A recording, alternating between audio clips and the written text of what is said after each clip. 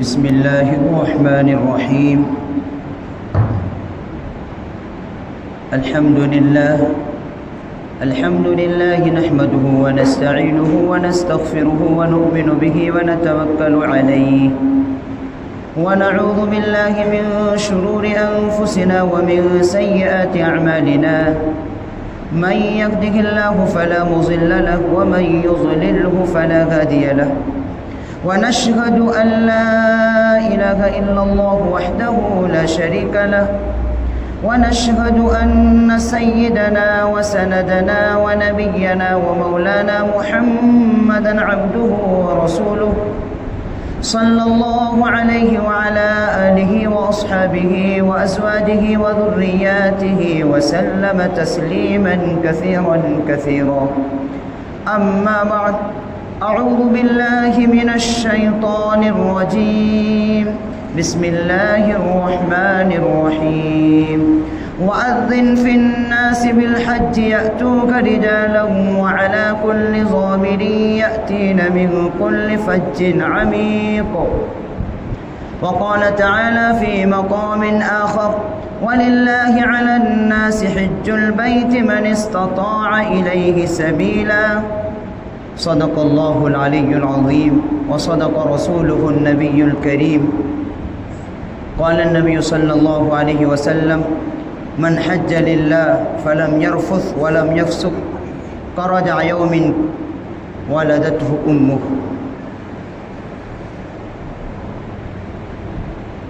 گزشتہ جمعے میں یہ وعدہ کیا گیا تھا کہ آئندہ آنے والے جمعے میں حج کے متعلق بات ہوگی. اس لیے وعدے کے مطابق اس جمعے میں پہلے حج کے متعلق گفتگو ہوگی کہ اسلام کے 5 بنیادی ارکان میں سے ایک اہم رکن حج ہے، جو اللہ کے نبی صلی اللہ علیہ وسلم نے ایک حدیث کے اندر ارشاد فرمایا: بنی الاسلام علی 5 شہادت ان لا الہ الا اللہ وان محمدا عبدہ ورسولہ واقام الصلاۃ وایتاء الزکاۃ والحج وصوم رمضان.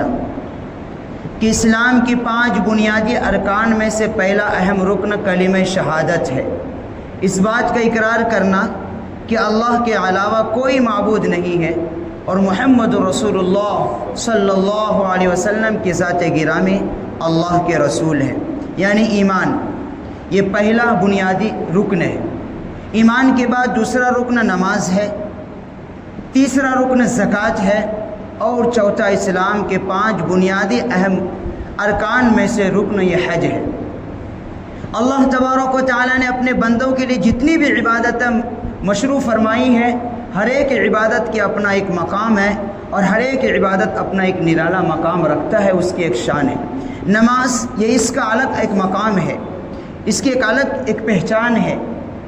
زکوٰۃ یہ بھی ایک الگ مقام رکھتا ہے، روزہ یہ بھی ایک الگ مقام رکھتا ہے، اور حج یہ بھی ایک اہم رکن ہے. عام طور پر عبادتوں کی 2 قسمیں کی جاتی ہیں. ایک وہ عبادت ہیں جو ہمارے بدن سے تعلق رکھتی ہیں، نماز یہ بدنی عبادت ہے جس میں انسان کے جسم سے تعلق رکھتی ہے. روزہ یہ بھی بدنی عبادت ہے جو انسان کے جسم سے تعلق رکھتی ہے. بعض عبادتیں وہ ہیں جو بدنی بھی ہے اور مالی بھی ہے. اس میں سب سے اہم ترین عبادت وہ حج کی عبادت ہے، کہ حج کی عبادت یہ اتنی اہم عبادت ہے کہ یہ بدنی بھی ہے اور مالی بھی ہے، کہ انسان کا اس میں مال بھی صرف ہوتا ہے اور بدن بھی اس میں خفت ہے. بدن کو بھی تھکن اور اس کی تکلیف محسوس ہوتی ہے. تو دونوں مالی اور بدنی دونوں عبادتوں کا مجموعہ ہے حج. حج جہاں اسلام کے 5 بنیادی ارکان میں سے اہم رکن ہے، اور احادیث کے اندر قرآن پاک میں بھی جس آیت مبارکہ کی ہم نے خطبے میں تلاوت کی، اس میں ہی اللہ تبارک و تعالیٰ ارشاد فرماتے، حضرت سیدنا ابراہیم علیہ السلام کو حکم دیتے ہیں کہ جب وہ کعبہ کی تعمیر سے فارغ ہو گئے تو اللہ تبارک و تعالیٰ نے ابراہیم علیہ السلام کو حکم دیا کہ آپ آواز لگائیے. تو اس وقت چونکہ یہ آلات نہیں تھے، لاؤڈ اسپیکر کا ایجاد نہیں ہوا تھا، موبائل کا وہ زمانہ نہیں تھا، نیٹ کا زمانہ نہیں تھا، تو ابراہیم علیہ السلام نے باری تعالیٰ سے عرض کیا کہ اللہ، میں آواز تو لگاؤں گا لیکن یہ آواز پہنچے گی کیسے؟ تو اللہ تبارک و تعالیٰ نے کہا کہ آپ کا کام صرف آواز لگانا ہے اور آواز کا پہنچانا یہ میری ذمہ داری ہے۔ چنانچہ آج سے 5000 سال پہلے جب ابراہیم علیہ السلام نے آواز لگائی وَأَذِّن فِي النَّاسِ بِالْحَجِّ يَأْتُوكَ رِجَالًا وَعَلَى كُلِّ ضَامِرٍ يَأْتِينَ مِنْ كُلِّ فَجٍّ عَمِيقٍ، کہتے اس وقت جب ابراہیم علیہ السلام نے جب یہ آواز لگائی تھی اور ان آواز پر جس بندے نے لبیک کہا تھا، اللہ تبارک و تعالیٰ اس بندے کے لیے حج بیت اللہ کا راستہ آسان کر دیتے۔ اور کتنی وہ پاک روحیں ہوں گی جنہوں نے بار بار یہ الفاظ کہا ہوگا لبیک اللہم لبیک، کہتے اس وقت جتنے مرتبہ انہوں نے کہا ہوگا یہ الفاظ لبیک اللہم لبیک، اللہ تبارک و تعالیٰ چاہے اس کے بعد وسائل ہو یا نہ ہو، اللہ تبارک و تعالیٰ اس کے لیے راستہ بنا دیں گے اور اتنے مرتبہ وہ اپنے اللہ کے گھر کا دیدار کرے گا۔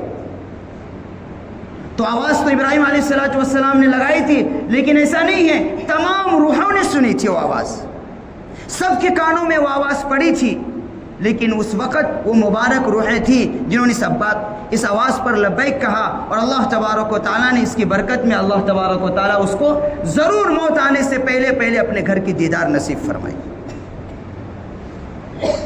اور دوسری آیت جو ہم نے تلاوت کی وَلِلَّهِ عَلَى النَّاسِ حِجُّ الْبَيْتِ مَنِ اسْتَطَاعَ إِلَيْهِ سَبِيلًا، کہ عبادت جہاں مالی بھی ہے وہاں بدنی بھی ہے، اور اس عبادت کا ایک الگ شان ہے کہ ایک عاشقانہ عبادت ہے۔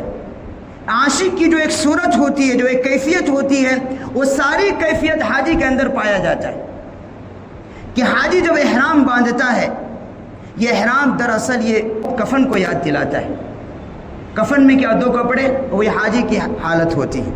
عام طور پر کیا سمجھتے احرام کسے کہتے ہیں؟ وہ دو کپڑے کو چادر ڈال لینا، عام تو علماء کہتے نہیں، اس کا نام احرام نہیں ہے۔ جب احرام باندھنے کے بعد جب حاجی کہتا ہے لبیک اللہم لبیک لا شریک لک لبیک ان الحمد والنعمت لک والملک لا شریک لک لبیک، تو اب کیا ہو گیا کہ جو چیزیں پہلے اس کے لیے حلال تھی، جائز چیزیں تھی، تو اب حرام ہو گیا۔ اب حاجی احرام کے بعد تکبیر کہنے کے بعد خوشبو بھی نہیں لگا سکتا، بیوی سے جمع بھی حرام، اور پہلے سے جو گناہ تھے وہ تو بظاہر احرام کی حالت میں بدرجہ اولا وہ حرام ہو جاتی۔ تو اس سے علماء نے کہا ہے کہ اس کا مطلب یہ ہے کہ جب انسان احرام کی حالت میں ہو جاتا ہے تو ایک موت کفن کی یاد تو دلاتا ہی دلاتا ہے، یہاں اس کو ایک عزم، ایک عہد یہ کیا گیا ہے کہ انسان جس طریقے سے احرام کی حالت میں جب بہت ساری بات چیزوں سے رک جاتا جو پہلے اس کے لیے جائز تھا، خوشبو لگانا اس کے لیے جائز تھا، لیکن احرام کی حالت میں وہ چیز ناجائز ہو جاتی۔ تو جب چند دنوں کے لیے جب تک وہ محرم احرام کی حالت میں ہے، اپنے چیزوں اپنے اوپر کچھ چیز کو پابندی کر لیتا ہے، تو ایک میسج دیا گیا ہے کہ وہ چیزیں جب احرام باندھنے کے بعد جو چیزیں پہلے سے حرام تھی اس کو زندگی کے آخری لمحے تک ان نافرمانیوں سے بچنا ہے اپنے آپ کہ مزدلفہ جانا، مینا جانا، یہ جو یہاں سے یہاں صحیح، پھر صفا مروہ کی صحیح کرنا، یہ جتنے جب آپ غور کریں گے یہ سب کے سب ایک عاشق کی علامت ہوتی۔ اگر کسی کو دنیا کے اندر کسی محبت کا اگر مزہ چکھا ہو، وہ اس کا اندازہ اچھی کر سکتا ہے۔ جب کسی سے کسی کو محبت ہو جاتی ہے تو محبوب کے محبت میں ایسا گرفتار ہوتا ہے کہ انسان کیا کرتا ہے کہ جو چیز اسے پسند ہے وہی چیز اختیار کرتا ہے اور اس کی گلیوں کی چکر لگاتا ہے۔ نے لیلا مجنون کا واقعہ سنا ہوگا کہ حالانکہ کہتے ہیں وہ بالکل کالی تھی، لیکن جب محبت ہو گئی، اتنی محبت تھی اسے کہ جب معلوم ہو گیا کہ لیلا کی گلی سے ایک کتا آیا تو اس کتے کا بھی اس نے بوسہ لے لیا۔ مشہور واقعہ ہے، اپنے بار بار سنا، اور اس کی گلیوں کا چکر لگاتا ہے عاشق مجنون۔ یہی حالت حاجی میں پائی جاتی ہے۔ وہ کیا کر رہا ہے؟ دوڑ لگا رہا ہے، صفا سے مروہ، مروہ سے صفا، جیسے ایک عاشق، ایک دیوانہ، ایک مجنون اپنے محبوب کی ارد گرد، اپنے محبوب کے محلوں میں چکر لگاتا ہے اور اس سے ملنے کی خواہش کرتا ہے۔ تو اللہ تبارک و تعالیٰ نے ہر ایمان والے کے اندر اللہ کی محبت رکھ دی ہے، تو اس محبت کا ایک مظہر دنیا کے اندر بھی دے دیا کہ اگر کسی کو دنیا کے اندر اگر اللہ سے ملاقات ہو تو اللہ کے گھر دیدار کر لو۔ جب انسان حجر اسود کو استلام کرتا ہے تو کیا ہے؟ اور اب تو چونکہ بھیڑ ہوتی ہے وہاں، اور بھیڑ ہونے کی وجہ سے اب دور سے کرنا پڑتا ہے، لیکن جس زمانے میں جب بھیڑ نہیں ہوتی اور اگر کسی کو کعبہ کا چادر پکڑ کر لپٹنے کا موقع مل جائے تو اس وقت کی جو کیفیت ایک ایمان والے کو ہوگی وہی اندازہ کر سکتا ہے۔ جس طریقے سے ایک عاشق کو اگر محبوب سے ملاقات کا وقت مل جائے اور اسے مل جائے تو اس کی جو کیفیت ہوتی ہے وہی بیان کر سکتا ہے۔ اسی طرح وہ حاجی جسے نصیب ہو جائے کعبہ کا دیدار، اور دیدار ہونے کے بعد کعبہ کے پردے سے لپٹ کر رونا نصیب ہو جائے، اس کی جو وہ کیفیت ہے وہی اندازہ کر سکتا ہے۔ تو حج ایک عجیب عبادت ہے، اس میں بالکل عاشقانہ شان پایا جاتا ہے کہ ایک میدان عرفات میں حد الانتہا جہاں تک نظر جاری ہے مجمع ہی مجمع ہے، اور سب ایک ہی لباس میں ہے۔ بادشاہ ہے وہاں امیر ہے، وہاں وزیر ہے، وہاں فقیر بھی ہے، لیکن لباس سب کا ایک عجیب شان، اور سب اللہ کی آور زاری کرنے میں لگے ہوئے ہیں۔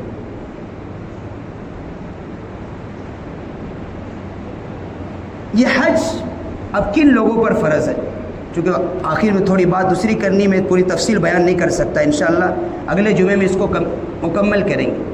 حج جو میں نے دوسری آیت جو تلاوت کی اس میں اللہ تبارک و تعالیٰ یہ ارشاد فرماتے ہیں وَلِلَّهِ عَلَى النَّاسِ حِجُّ الْبَيْتِ مَنِ اسْتَطَاعَ إِلَيْهِ سَبِيلًا، کہ حج ان لوگوں پر فرض ہے جن کے پاس استطاعت ہے کہ یہاں سے وہ مکہ مکرمہ جا سکتا ہے اور آ سکتا ہے، یعنی اتنی اس کے پاس کیپیسٹی ہے۔ پہلے زمانے میں کیا ہوتا تھا، لوگ چونکہ جہاز کا جب نہیں تھا تو لوگ اونٹوں پر سفر کیا کرتے تھے، بعض لوگ گھوڑوں پر سفر، عام طور پر اونٹ پر لوگ سفر کرتے تھے، یا پھر سمندری راستہ، اب بھی لوگ جاتے ہیں سمندری راستے سے۔ تو پہلے لوگ، اب تو سہولتیں ہو گئی ہیں کہ 4 سے 4.5 یا 4.5 گھنٹے میں ہندوستان سے آرام سے جدہ پہنچ جاتے ہیں لوگ، 4 گھنٹہ یہ لگتا ہے۔ لیکن پہلے جب حج والوں کو جب جانا پڑتا تھا تو 6 مہینے پہلے یا پھر سال پہلے ہی سفر کرنا شروع ہو چکے، پہلے راستے اونٹ کے ذریعے سے، اور لوگ جب دن میں کرتے تھے رات میں پڑاؤ ڈالتے تھے، پھر بعض لوگ رات میں کرتے تھے دن میں پڑاؤ ڈالتے تھے، لمبا سفر تھا۔ لیکن اب تو سہولتیں آ گئی ہیں، تو جس کے پاس یہ کیپیسٹی ہے، مثال کے طور پر اگر ہندوستان سے جانے والوں کے لیے 5 لاکھ روپے، کمی بیشی وہ آپ لوگ زیادہ جانتے ہیں مارکیٹ کیا ریٹ ہے، اور حکومت ایک طے کر دیتی ہے، کچھ لوگ پرائیویٹ سے جاتے ہیں، کچھ حکومت کے کوٹے سے جاتے ہیں۔ ملک ہندوستان والوں کے لیے اگر 5 لاکھ ایک فرض، ایک مثال کے طور پر، اس میں آگے پیچھے ہوتی رہتی 4 لاکھ، اگر 4 لاکھ یا 5 لاکھ میں اتنی ہے اس کی ٹکٹ اور پورا خرچہ یہاں سے جانے تک، وہاں تک اور وہاں کے قیام تک، اس کا خرچہ وہ اٹھا سکتا ہے تو اس پر حج فرض ہے۔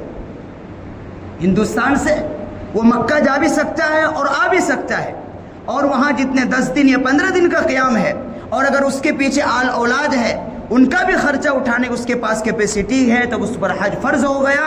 اور علماء نے لکھا ہے کہ حج فرض ہونے کے بعد اس کو تاخیر کرنا جائز نہیں، تاخیر نہیں کرنا، اس لیے کہ آگے کا وقت کسی کو معلوم نہیں ہے، اب پیسے بھی ہے، صحت بھی ہے، لیکن کل اگر ہم نے عام طور پر کیا کرتے ہیں، لوگ تاخیر کرتے ہیں، حج فرض ہو گیا ہے لیکن ابھی تو ہمارا بہت ساری کام باقی ہے، اس کو کر لیں گے، بعد میں کر لیں گے، پتہ چلتا ہے بعد میں حالات ہی نہیں سازگار نہیں بنتے، اور وہ جو حج فرض ہو گیا تھا ایک مرتبہ وہ ذمے میں ساکت رہتا ہے اور اسی حالت میں دنیا سے چلا جاتا ہے، اور جب فرض رہ گیا ذمے میں تو فرائض کے بارے میں سوال ہوگا کل قیامت۔ پہلے اب بعد میں قادر نہ ہونے کی وجہ سے وہ عذر نہیں چلے گا، جب تھا اسی وقت اس کے لیے راستہ، اس کو کوشش کر دینا تھا۔ اسی لیے علماء لکھا ہے کہ اگر تاخیر کرتا ہے، تاخیر کرنے کے بعد پھر بھی حج کر لیا تو یہاں تک لکھا ہے کہ تاخیر ہونے کی وجہ سے وہ استغفار بھی کرے۔ اب اس لیے اللہ تبارک و تعالیٰ نے جن کو اس قابل بنایا ہے، اللہ تبارک و تعالیٰ نے ان کو مال و دولت سے نوازا ہے، تو ان کو بالکل حج کرنا چاہیے۔ اس سال کا تو وقت چلا گیا، لیکن اب محنت کریں، کوشش کرنی چاہیے آئندہ سال ہمارا نمبر آئے، چونکہ یہ مہینہ چل، لیکن اس سے پہلے اس کی ترتیب بنانی پڑتی ہے، جن کا آنا تھا وہ آ گیا نام، تو اب کیا کرنا چاہیے، اب سے فارم داخل کرے اور اگلے سال حج میں جانے کی اپنی ترتیب بنائے، اس لیے کہ یہ ایک عجیب عبادت ہے، اور یہ بھی اللہ تبارک و تعالیٰ کی طرف آپ نے ایک بھی نہیں سنا ہوگا کہ کسی نے حج کیا ہو اور حج میں جو رقم پیسہ خرچ کیا وہ کوئی حاجی آپ نے دنیا اب تک تاریخ میں نہیں سنا ہوگا کہ کوئی حاجی غریب ہو گیا حج کی وجہ سے۔ نہیں ہے, ہو ہی نہیں سکتا. اللہ کا وعدہ ہے جب حج پر جو رقم کی جاتی ہے خرچ, اس پر بڑھا کر دینے کا وعدہ ہے اللہ کا, اجر الگ ہے. اور جو میں نے حدیث پڑھی, اللہ من حج للہ فلم یرفث ولم یفسق خرج یوم کولدتہ امہ, جو اللہ کے لیے حج کرتا ہے صرف اللہ کی رضا کے لیے, اور اس حج کے اندر کوئی برائی نہیں کرتا, وہ کوئی گناہ نہیں کرتا ہے, ایسا وہ حج سے واپس ہوتا ہے جیسا آج ہی اس کی ماں نے دنیا کے اندر اسے پیدا کی. یعنی گناہوں سے بالکل پاک و صاف ہو جاتا ہے حاجی. کہ بچہ جب پیدا ہوتا ہے تو کوئی گناہ رہتا ہے اس میں, بالکل معصوم ہوتا ہے. اسی طرح وہ حاجی جو صرف اللہ کی رضا کے لیے حج کرتا ہے اور اس حج کے دوران اپنے آپ کو گناہوں سے محفوظ رکھتا ہے, فلم یرفث ولم یفسق کرج یوم کولدتہ امہ, کہ وہ ایسا ہے جیسا کہ وہ آج ہی اس کی ماں نے بھی جنا ہے.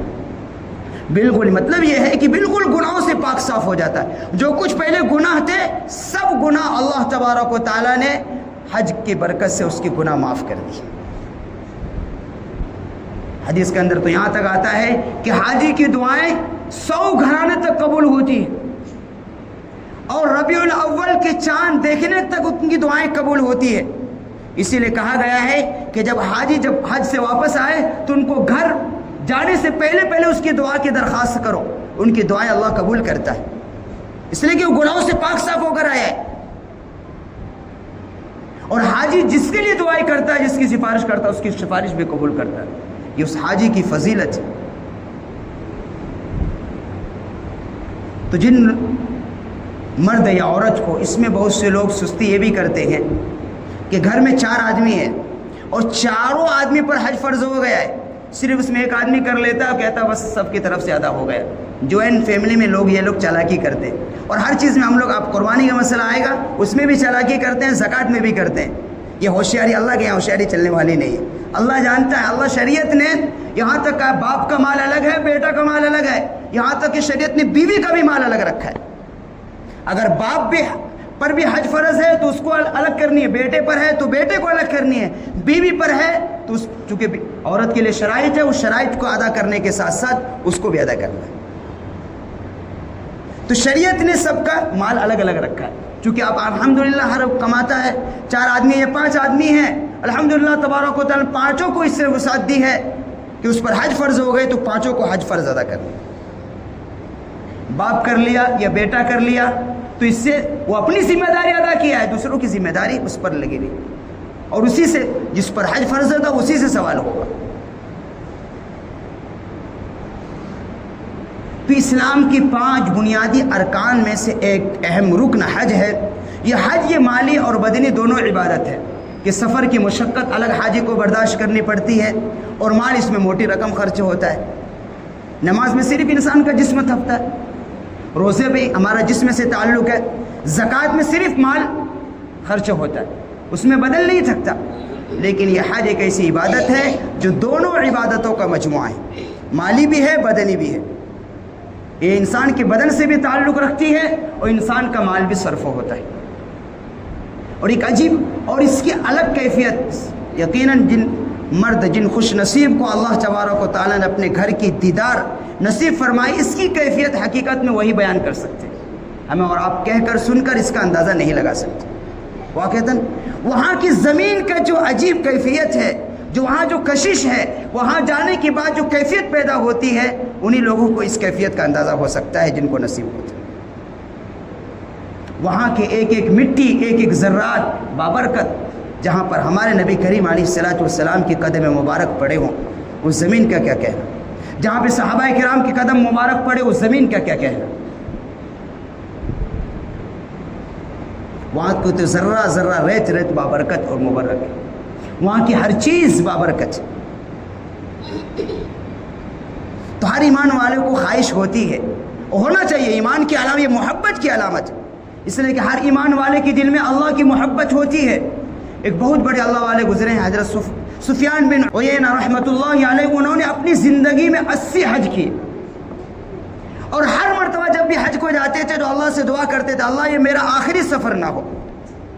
جب 80 مرتبہ حج کیے تو اس مرتبہ بھی دعا کی، لیکن کہا مجھے شرم آتی ہے اب اللہ کہ میں یہ کہوں بار بار کہ مجھے اب دوبارہ نصیب نہ ہو۔ چنانچہ کہتے جب وہ حج سے واپس آئے تو اسی سال ان کا انتقال بھی ہو گیا۔ تو اپنی زندگی میں 80 حج کیے۔ ایک واقعہ ہے کہ ایک شخص جنید بغدادی رحمۃ اللہ علیہ کے پاس آیا حج کے زمانے میں، یا حج کے مہینے چل رہے، وہ کہا حضرت میں حج کو جانا چاہتا ہوں لیکن میرے پاس سواری نہیں ہے۔ وہ اس زمانے کی بات ہے جب ریل اور فلائٹ کا وقت نہیں تھا۔ تو حضرت جنید بغدادی رحمۃ اللہ اپنے جیب میں ہاتھ ڈالے، ایک درہم تھے وہ نکال کر دیا اور برکت کی دعائیں کی۔ تو مجلس میں کچھ لوگ بیٹھے تھے، انہوں نے کہا بھی ارے بھائی جب تیرے پاس وسعت نہیں ہے تو تجھ پر حج فرض ہی نہیں ہے۔ تو انہوں نے کہا تجھے کیا ہو رہا ہے؟ میں تو حضرت سے دعا کی درخواست کر رہا ہوں، اگر اللہ تبارک و تعالیٰ نے راستہ بنا دیا، میں اللہ کے گھر کو دیدار کو چلا گیا تو تیرا کیا جائے گا؟ تیرا کیا بگڑ رہا ہے؟ میں تو دعا کی درخواست کرنے آیا ہوں۔ تو حضرت نے ایک درہم نکال کر جیب سے دیا اور حضرت جنید بغدادی رحمۃ اللہ نے اس کے لیے دعا کی اور تدبیر بتاتی کہ اس راستے پر جا کر کھڑا ہو جانا جہاں سے حاجی گزرتے ہیں اور دعائیں کرنا۔ چنانچہ وہ اس راستے پر کھڑا ہو گیا جا کر اور دعائیں کر رہا ہے۔ ایک بیچارے قافلہ گزر رہا تھا، تو پہلے چونکہ جب حج لوگ اب بھی شکل بنائی جاتی ہے کہ اس گروپ بنایا جاتا ہے، تو پہلے بھی ایک قافلہ کے ساتھ چلتے تھے۔ تو اس قافلے کے ایک امیر نے دیکھا کہ ایک آدمی ہے بیچارہ جو بالکل آہوزاری کے ساتھ تڑپ کے ساتھ دعائیں مانگ رہا ہے۔ اس سے پوچھا کیا ماجرا ہے؟ مطلب میں حج میں جانا چاہتا ہوں لیکن میرے پاس کوئی سبیل نہیں، نہ سواری ہے نہ میرے پاس کچھ وسعت نہیں ہے۔ تو اللہ دیکھو راستہ کیسے بناتا ہے۔ کہا کہ اتفاق دیکھو ایک سواری ہمارے قافلے میں خالی ہے، ایک آدمی کو جانا تھا لیکن اتفاقاً وہ بیمار ہو گیا نہیں جا سکا، ایک سواری خالی ہے، اگر تم چاہو تو اس سواری پر آ جاؤ۔ چنانچہ اس کو سواری بھی مل گئی، وہ راضی ہو گیا۔ سواری مل گئی اور جب معلوم ہوا کہ جنید بغدادی کے مجلس میں آیا کرتا تھا تو ان لوگوں نے بالکل اس کا اکرام کرنا شروع کر دیا، پورے سفر کا خرچہ بھی اٹھایا، کہیں کھاتا تھا اس سے پیسے نہیں لیے، اس کے پاس بیچارے کے پاس تھا ہی نہیں تو مانگتے بھی نہیں تھے۔ تو پورا سفر 1 روپے نہیں تھا لیکن طلب کی بنیاد پر، شوق کی بنیاد پر اور اس اللہ والے کی دعا کی بنیاد پر اللہ تبارک و تعالیٰ نے راستہ بھی نکال دیے اور اللہ کے گھر کا دیدار بھی کر لیا اور آ بھی گیا۔ اس لیے علماء نے لکھا ہے کہ حج کا تعلق مال سے نہیں ہے۔ بہت سے مالدار ایسے ہی دنیا کے اندر آپ کو ملیں گے جو امریکہ کا، یورپ کا سفر کرتے ہیں لیکن ان سے اللہ تبارک و تعالیٰ کے گھر کے دیدار کی توفیق نہیں ہوتی۔ وہ کیوں نہیں ہوتی؟ وہ اس لیے نہیں ہوتی کہ اللہ ہی نہیں بلایا اسے۔ اس کا تعلق طرف سے ہے، شوق سے۔ جتنا شوق ہمارے دلوں کے اندر ہوگا، جتنی طرف کے ساتھ ہم اللہ سے مانگیں گے تو انشاءاللہ ایک نہ ایک دن ضرور اللہ اپنے گھر کو دیدار کو بلائے گا۔ تو ہمیں مانگنا چاہیے، جن کو نصیب ہو گیا وہ بھی بار مانگے تو اللہ دوبارہ توفیق نصیب فرمائے، اور جن کا ہم جیسے جو اب تک دیکھنے کو ترستے ہیں، نہیں دیکھے ہیں، تو ہمیں زیادہ تڑپنا چاہیے اللہ کے۔ اللہ ہمارے پاس وسائل تو نہیں ہیں، وسائل بنانے والا تو کسی کا محتاج نہیں ہے، یا اللہ ہمارے لیے جانے کا راستہ ہموار فرما۔ دعا مانگنے میں کیا بھی نہیں جاتا، دعا مانگے اور اس کے لیے کچھ محنت بھی کرے، کچھ اپنی کھانے پینے کی چیزوں میں کچھ بچائے حج کے لیے۔ کہ ایک آدمی صرف حج کے لیے پیسہ جمع کرتا تھا، کچھ نہیں تھا، اپنے کھانوں میں سے 5 روپے وہ بچاتا تھا صرف، لیکن اللہ تبارک و تعالیٰ کا وقت آیا کہ چند سال جب انہوں نے محنت کی تو اللہ نے راستے کھول دیے اور اس 5 روپے کی برکت سے وہ اللہ کے گھر کا دیدار کر کے آ گئے۔ تو ہماری جتنی تڑپ ہوگی اور جتنا فکر ہوگا اور اللہ سے جتنا مانگیں گے انشاءاللہ تبارک و تعالیٰ راستے آسان کر دیں۔